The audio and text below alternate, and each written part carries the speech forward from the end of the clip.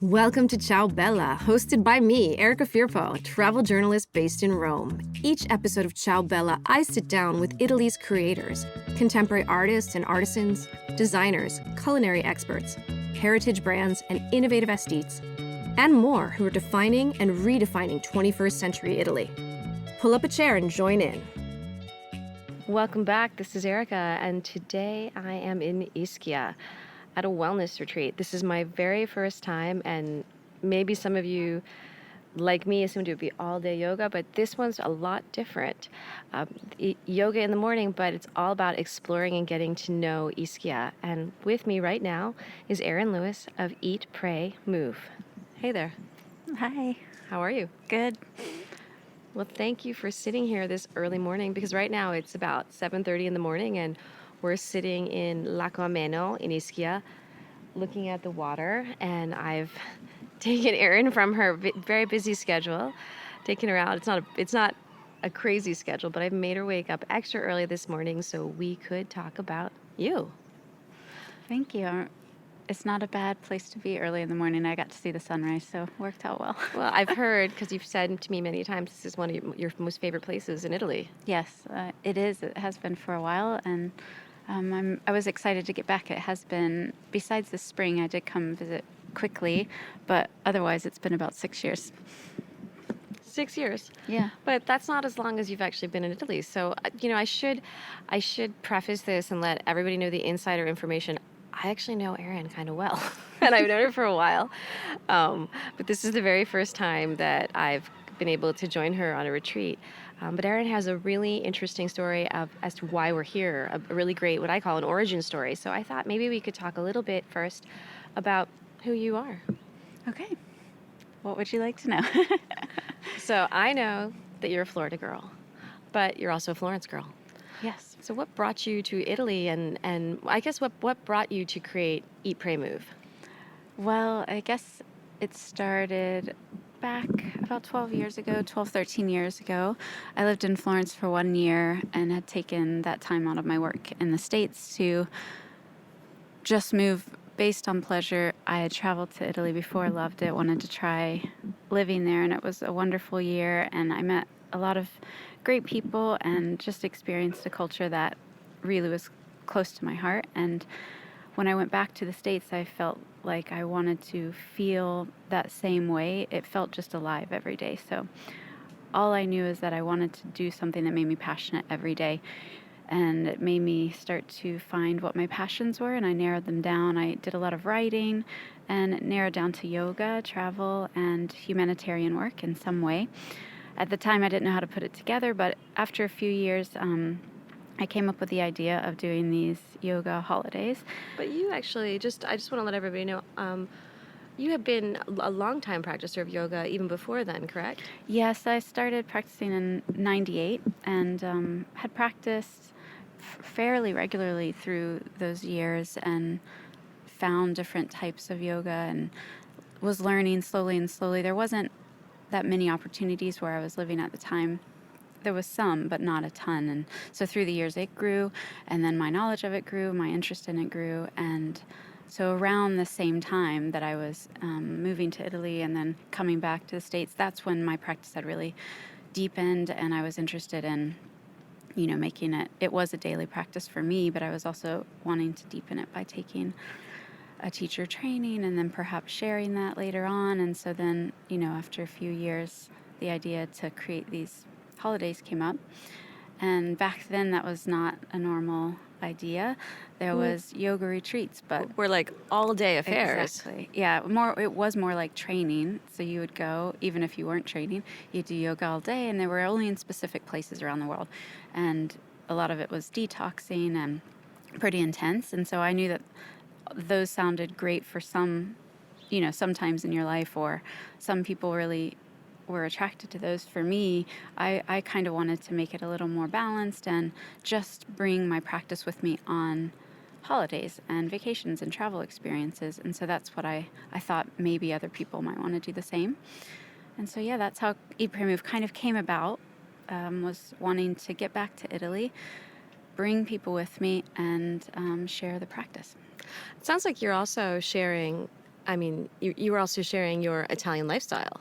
Yes, I mean, I had moved back to the States when I began the company, but Italy was just, it felt so close to me, and it matches with the way that I like to be. And I don't know why I was always attracted to it. And now that I've moved back here, it feels more like my permanent home. But at the time it was just a passion, and it was a way for me to get back as well as to share that love with other people. Can you maybe define or kind of concretize what you think it is about Italy that that really that's your magnet, or your kind of root? I know for me, when people ask me about why I live in Rome, and I tell them I always kind of say personal space is smaller, and I like that because it also means that my life in a big city is really intimate, and it's on a really it's on a really lovely human level. I like that.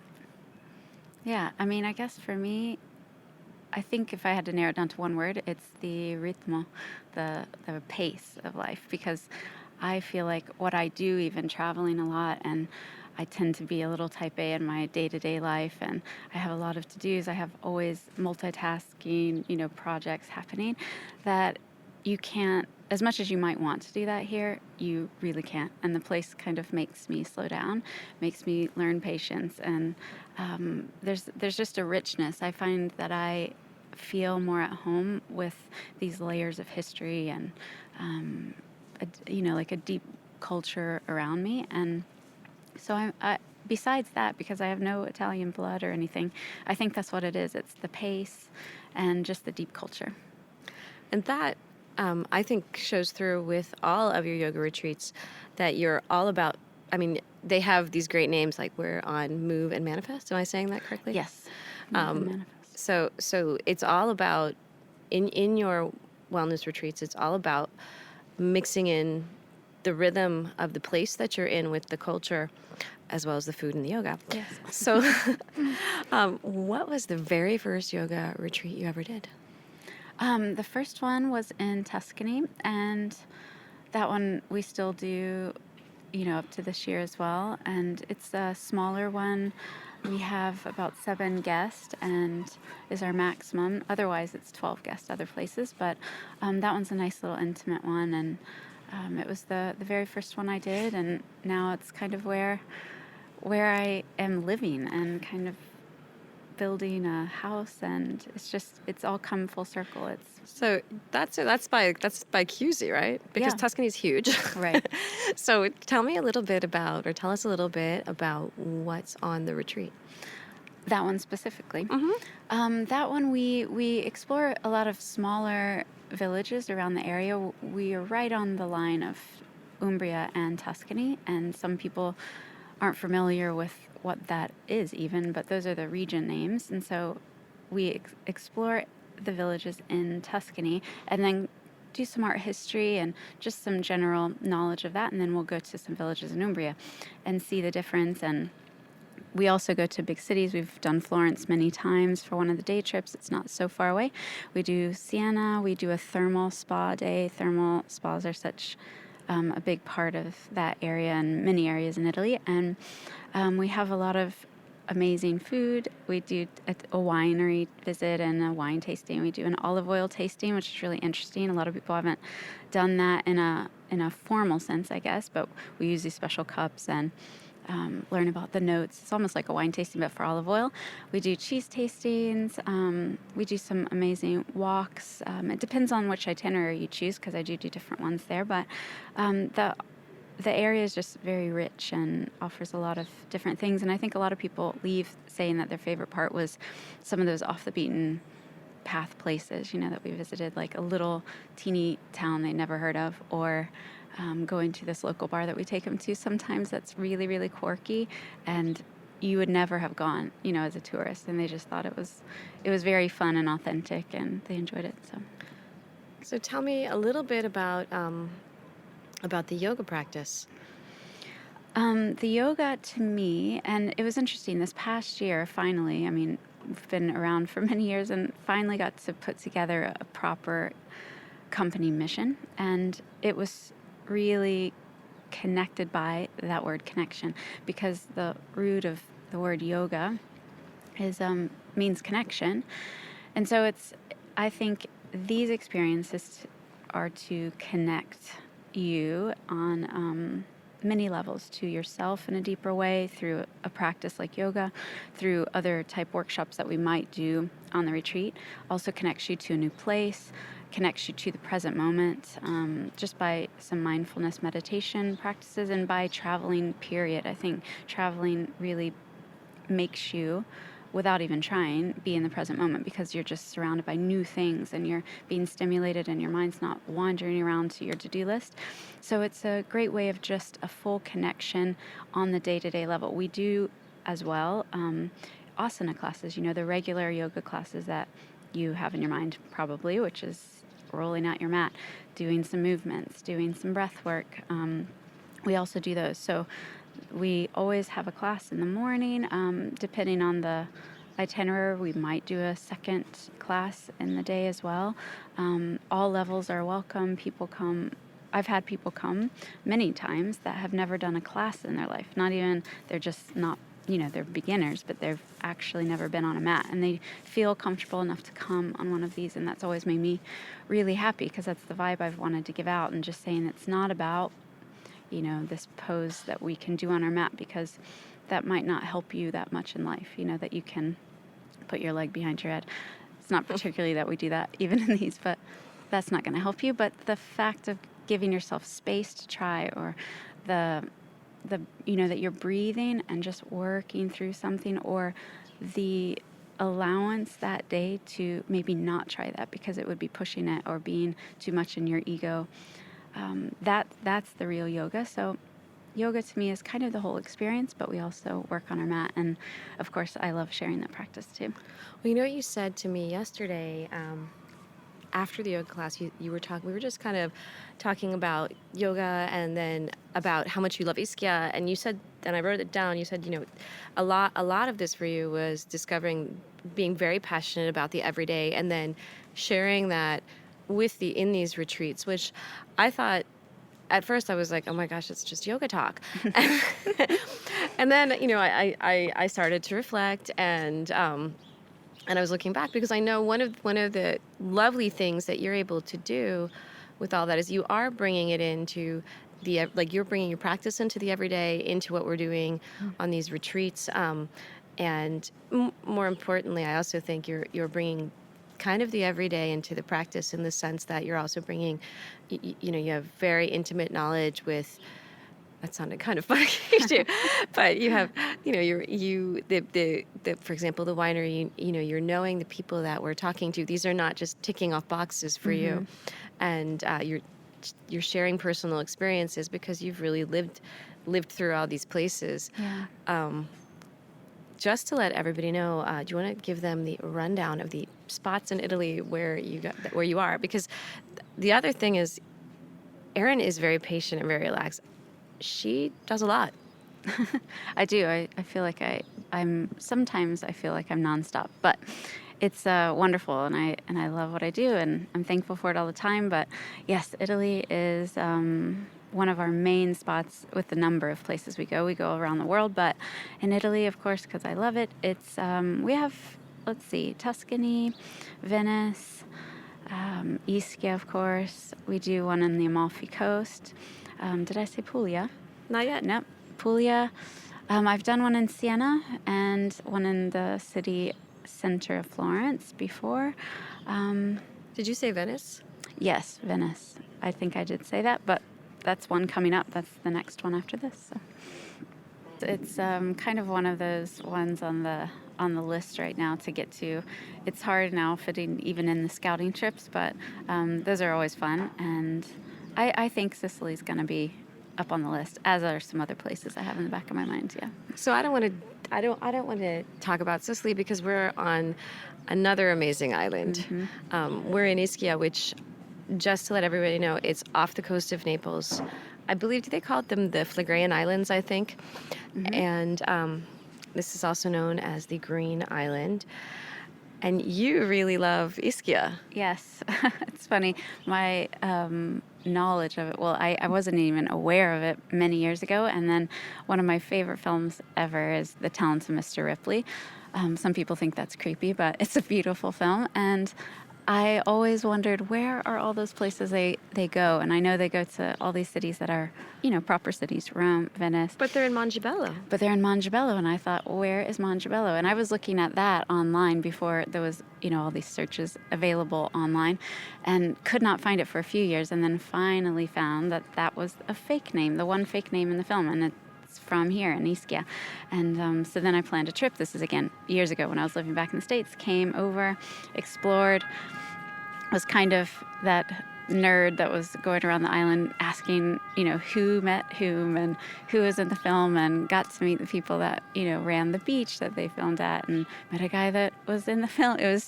I became this weird unofficial tour guide of Talents of Mr. Ripley places, and even Procida next to this island. I kind of like that. I like know, that's it's kind of ridiculous. Your secret job. So funny. But no, it's I'm really happy that randomly led me to this beautiful place, and so I fell in love with it on its own, and I just think it has so much to offer, and I think the name is getting out there more. I've heard a lot more of it this year in the travel industry, and but that's great, because I kind of want people to know about it and experience it for themselves, but at the same time, secretly, I kind of like it because a lot of people don't know about it yet. But we're in a great time, I think, right now. It's not overrun. It's beautiful. It's like you said, the Green Island. So there's so much agriculture and richness to the land, and of course, the thermal spas are great. Yeah, let's talk a little bit about what you like to do in Italy, or not Italy. Sorry.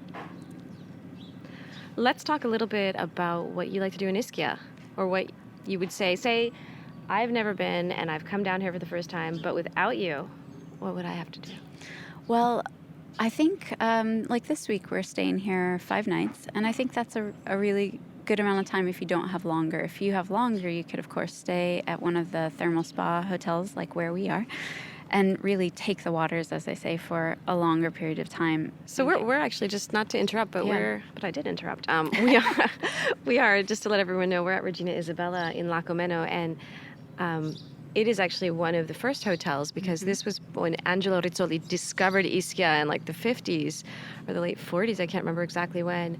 So this publishing magnate rediscovers Ischia, makes up this kind of mythology of why he was, magnetically drawn to the island, and he builds this beautiful hotel on the water's edge. And a lot of the hotel is about, people come and they book a week here, they book, more than a few days, because they come to take the waters. Right.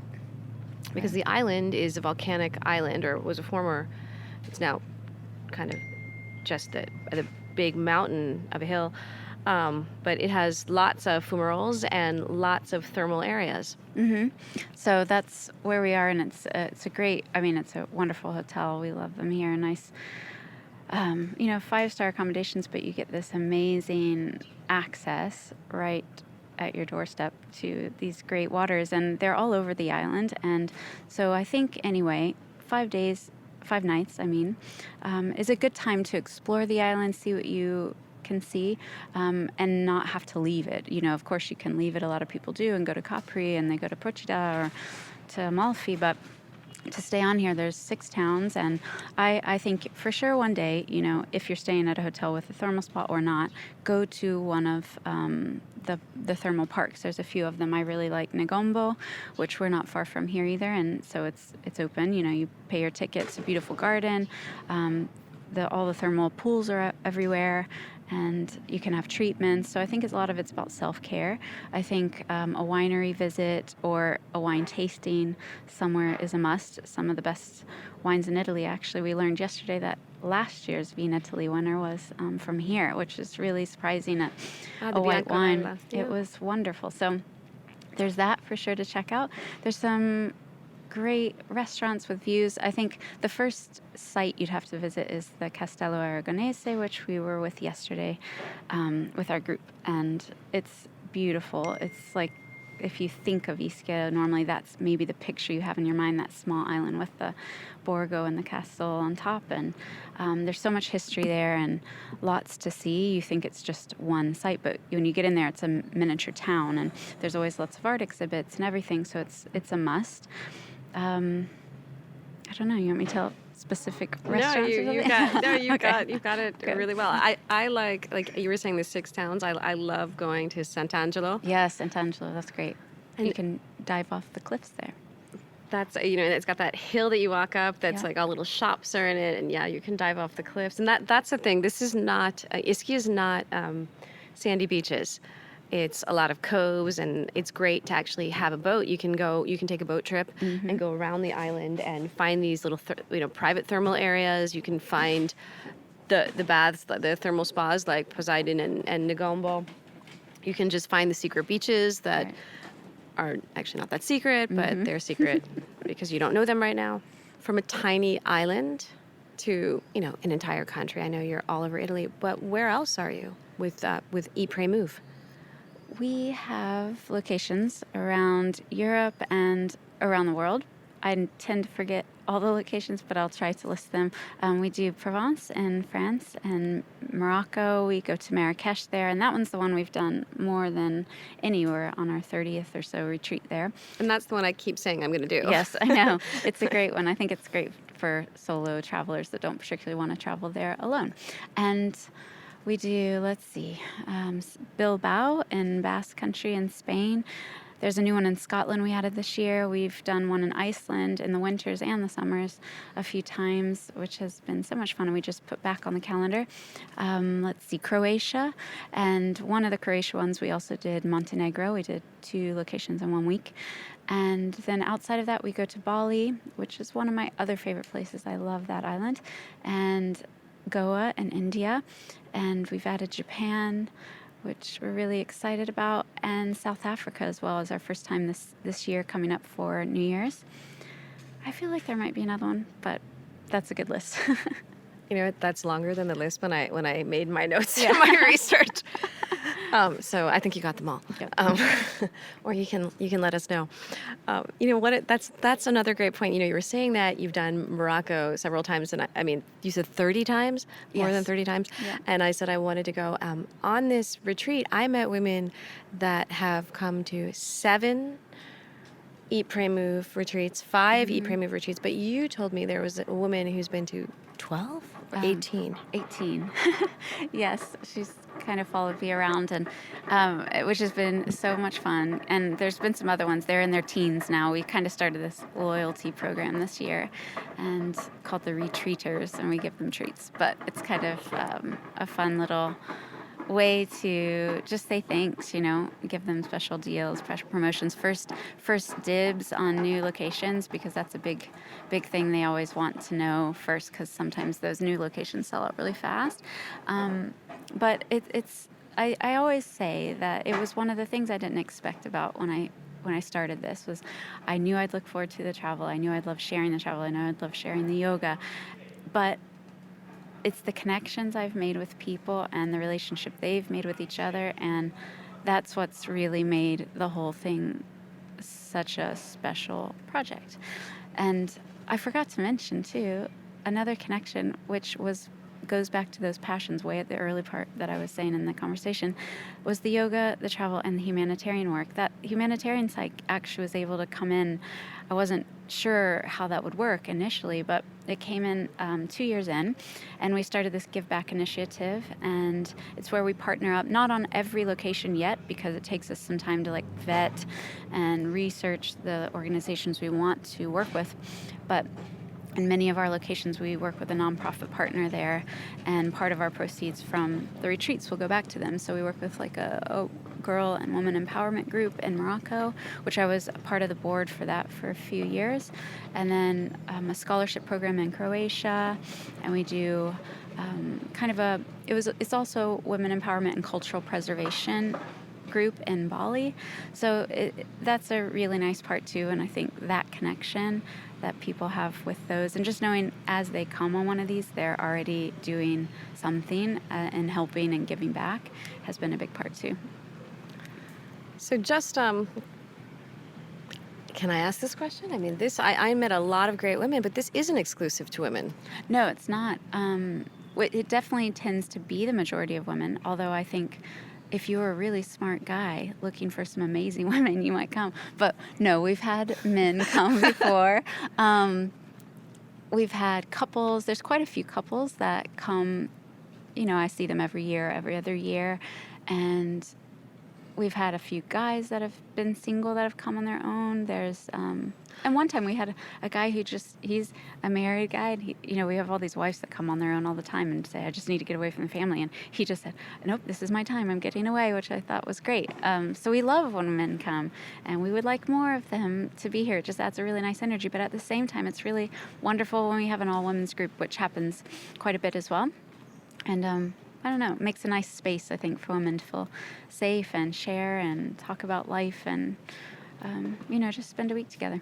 It's been pretty cool getting to know everyone because I didn't know what to expect. And for me, this is a pause from, like, I don't normally take time out for myself. Like, yeah, I'll take that, 45 minutes out for the gym, but it's really hard for me to do that. And so I didn't really know who I was going to meet here. Mm-hmm. And it's interesting. There are women who have taken time out from their jobs. Yeah.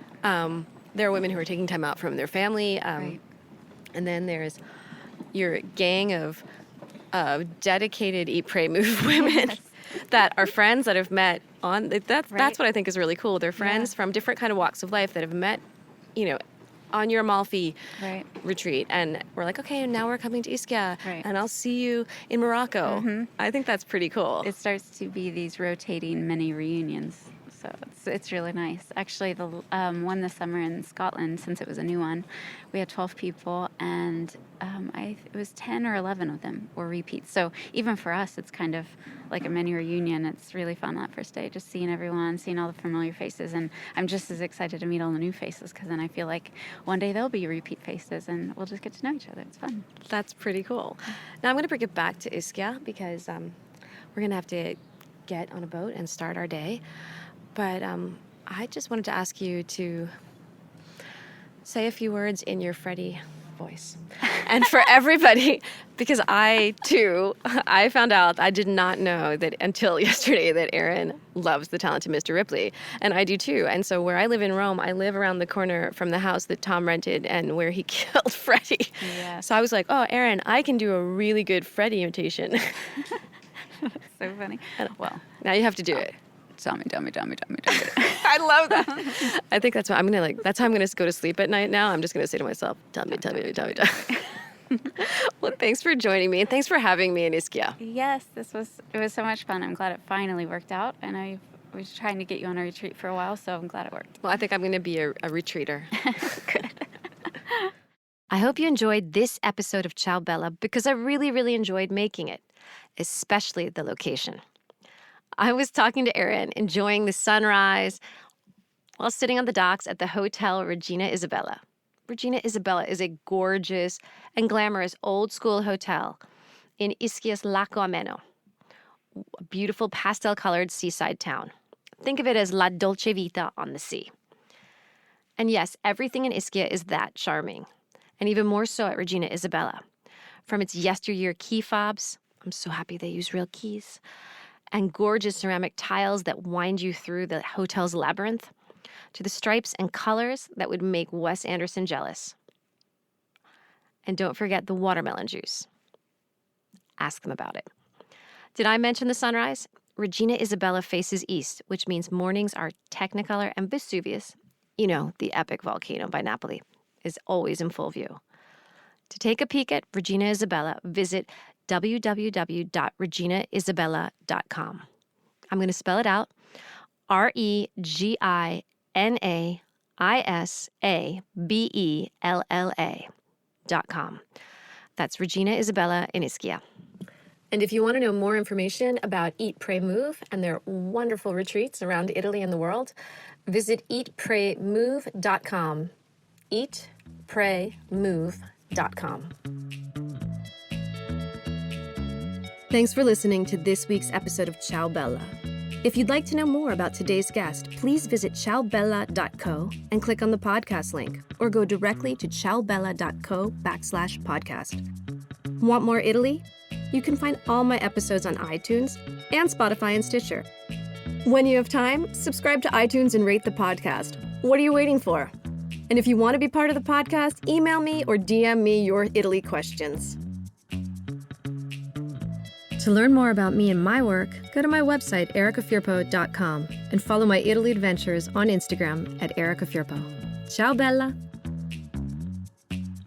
And a very big thank you and hug to Massimiliano Yonta and Dis to Dis Studios, the producers of Ciao Bella, who continue to make me sound and feel great.